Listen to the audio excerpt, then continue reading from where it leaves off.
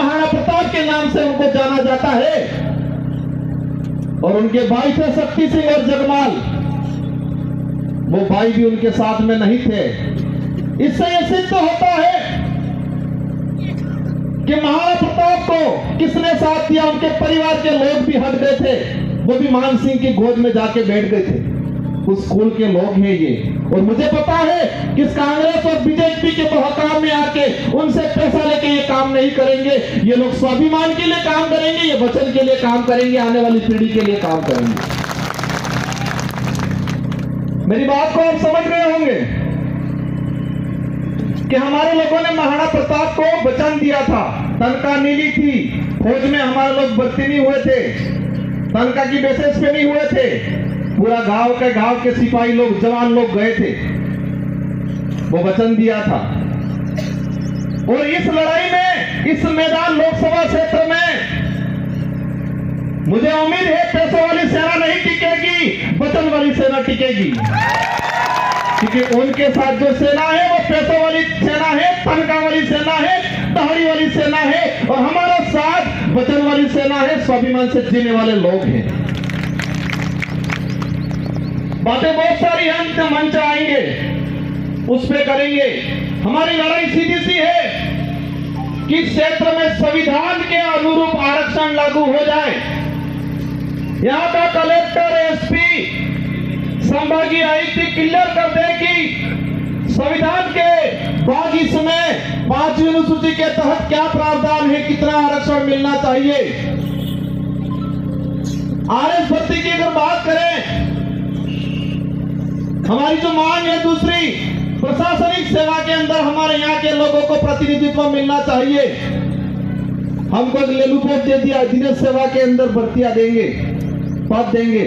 और उसमें भी मैंने देखा 3 भर्तियां 2013, 2016, 2018। अनुसूचित क्षेत्र के अंदर अधीनस्थ सेवा के 109 पद आए, एसटी के लोगों को मिले 42, ओपन कैटेगरी में गए 67 और एससी समाज को मिले 0। और ओबीसी वालों को पता ही नहीं है हम है कौन, हम आते कहां है वही नहीं पता है हमको। और मैं कहता हूं इस क्षेत्र से अगर ओबीसी की किसी ने आवाज उठाई थी, राजकुमार रोत ने उठाई थी।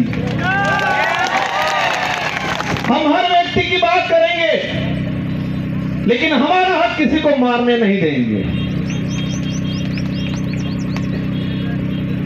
एससी समुदाय को 0 सीट 3 भर्तियों में और अधीनस्थ सेवा के अंदर 67 पद आए, उसमें एसटी एससी रिजर्व कैटेगरी का एक लड़का नहीं गया। हमारे साथ 13 से 14 अधीनस्थ सेवा के आरएस अधिकारियों के पद मारे गए। इसका गुनहगार कौन? जो ईडी के डर से भाजपा में गए वो है। ये लड़ाई बेरोजगारों की लड़ाई है। ये लड़ाई हमारे क्षेत्र में शिक्षा के क्षेत्र में क्रांति लाने की लड़ाई है। हम सबको लड़ना है।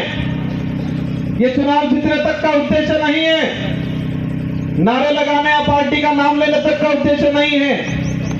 हमको हमारा समाज बचाना है, हमारा देश बचाना है। जो देश का संविधान अधिकार देता है हर व्यक्ति को, हर समाज को अपने हक अधिकार की बात करने का अधिकार है और करना चाहिए हर व्यक्ति को। लेकिन हमारे यहाँ के नेताओं ने इस क्षेत्र को बर्बाद करने का काम किया है। मुद्दे अनेक हैं। ये 400 पार का जो नारा लगा रहे हैं, उस नारे को समझना। इन लोगों की चाल है ये संविधान बदलने की, संविधान को खत्म करना चाहते हैं। और आप सुन लेना, अभी का उदाहरण है कि 26 जनवरी पे बाबा साहब अंबेडकर और सावित्रीबाई फुले की तस्वीर लगाने से टीचर को एपीओ कर दिया जाता है। जिस पार्टी को बाबा साहब अंबेडकर और सावित्रीबाई फुले की तस्वीर से दिक्कत है, वो देश का भला कर सकते हैं क्या?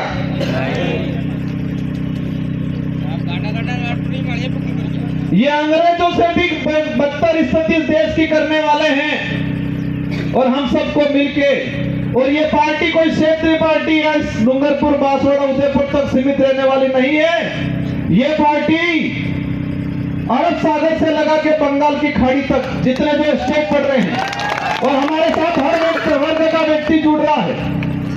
हम सच्चाई की लड़ाई लड़ रहे हैं।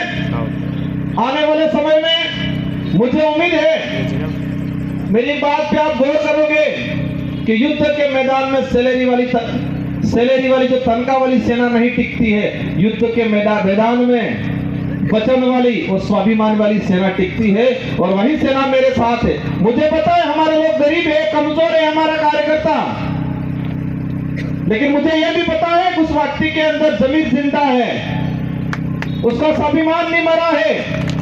वो व्यक्ति डट के मुकाबला करेगा और पूरे भारत की रोमांचक सीट यह होगी। और मुझे दुख भी है, मेरे 84 के कार्यकर्ताओं का दुख है, मेरा भी दुख है कि 84 की जनता ने शानदार मैंडेट दिया था मुझे। मेरी भी इच्छा थी मैं 84 के अंदर ही रहूं, मेरे कार्यकर्ताओं की भी इच्छा थी 84 के अंदर रहूं, लेकिन बांसवाड़ा वाले ही नहीं माने। और आपको ये तेरवाने का काम करना है और ये बेड़ा पार करना है। इन्हीं शब्दों के साथ आप सबको धन्यवाद। एक बात और बोलना चाहूंगा, देश के अंदर भाजपा के नेता बहुत प्रताड़ित थे, और विशेषकर बांसवाड़ा में जो भाजपा के नेता बेचारे बहुत प्रताड़ित थे, हमसे भी ज्यादा प्रताड़ित थे। बचपन में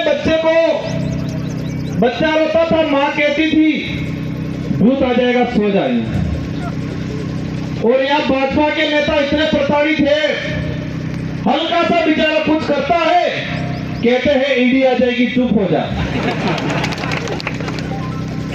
मोदी जी की ईडी आ जाएगी चुप हो जाएगा। वो चाहता बहुत कुछ है बेचारा, पर अंदर से डर हुआ है। उनको भी कहना चाहूंगा, आप चिंता मत करो, आपके विचारों को यहाँ रखने का अवसर मिलेगा। इस संगठन के साथ जुड़ो और इस क्षेत्र की जनता के लिए, युवाओं के लिए, हक अधिकार के लिए आगे बढ़ो। हम आपको साथ में लेकर चलने का काम करेंगे। इन्हीं शब्दों के साथ आप सबको धन्यवाद, आभार। जय जवाहर, जय भारत, जय संविधान।